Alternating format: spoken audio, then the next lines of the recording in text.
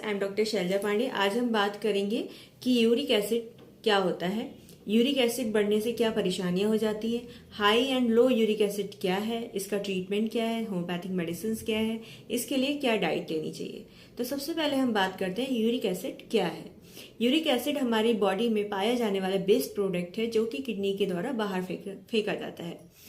Uric acid हमारी body में कैसे बनता है इसके बारे में बात करते हैं। शरीर में कोशिकाओं का जो है विभाजन होना या टूटना एक पूरी तरीके से नॉर्मल बात है।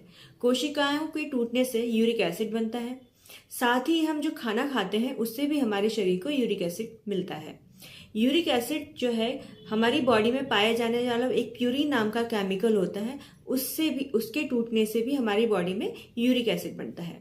प्यूरिन एक ऐसा पदार्थ है जो शरीर में पाया जाता है और प्यूरिन क्या होता है कि हमारे बॉडी में जो ब्लड होता है उसमें मिलता है। ठीक है, प्यूरिन कैसी चीज़ों से मिलता है? अगर हम बहुत ज़्यादा नॉनवेज खाते हैं, ऑयली फिश हो गया, बियर हो गया, मटन हो गया, ऐसी चीज़ें खाने से हमारे शरीर में प्यूरिन की मात्रा बढ़ जाती है। और प्यूरिन की मात्रा जब बढ़ती है, प्यूरिन टूटता है, तो उससे फिर यूरिक एसिड भी हमारी बॉडी में इंक्रीज होने लग जाता है।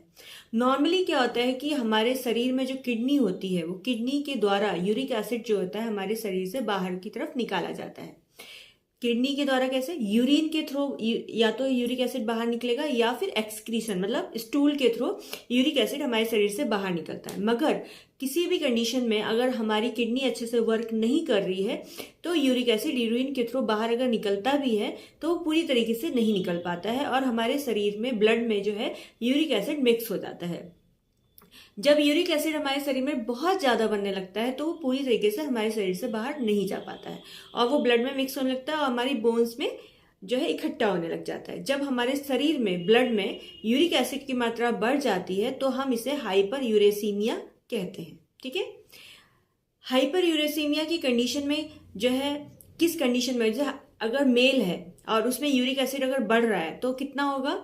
7 मिलीग्राम पर डेसीलीटर। ठीक है, 7 मिलीग्राम पर डेसीलीटर जो है पुरुषों में यूरिक एसिड की मात्रा अगर है तो वो ज्यादा होता है, यूरिक एसिड को हम ज्यादा मानते हैं। अगर महिलाओं में जो है यूरिक एसिड 6 mg पर DL मतलब 6 मिलीग्राम पर डेसीलीटर है तो वो ज्यादा माना जाता है।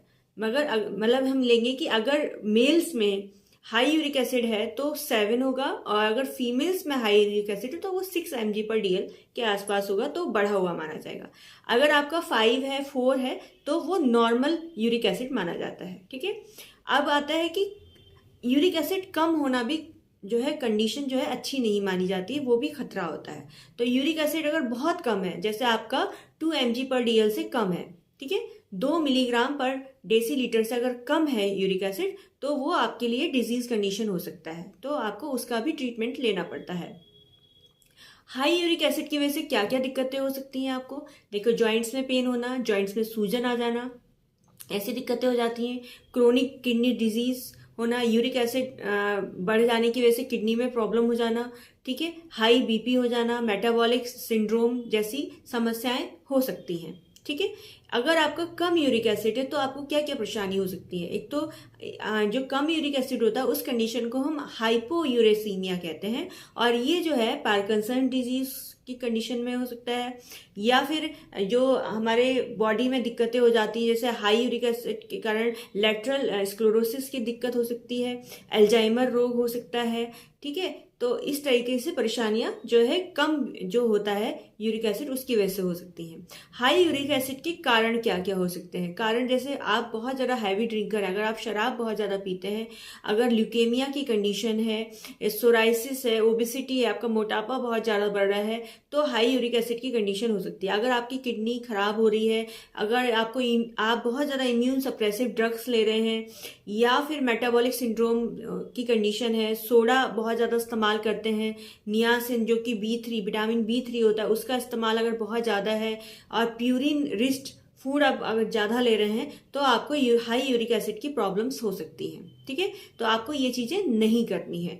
और लक्षण क्या हो सकते हैं? अगर आपका यूरिक एसिड बहुत ज़्यादा बढ़ रहा है तो जॉइंट्स पेन हो सकता है, जोड़ों में गर्माहट जैसी गरम गरम लगेंगे, डिहाइड्रेशन हो सकता है शरीर में, और उसके साथ साथ जो है बार बार पेशाब आने का जैसा होगा, बार बार यूरिन जाएंगे तो आपको डिहाइड्रेशन हो जाएगा बॉडी में, पीठ में दर्द होना, ठीक है। पीठ में दर्द होना, उल्टी जैसा होना, वॉमिटिंग फील होना, नौजिया होना, जोड़ों के आसपास जो है जो रंग होता है स्किन का वो चेंज हो जाना, इस तरीके के लक्षण आपके बॉडी में आएंगे।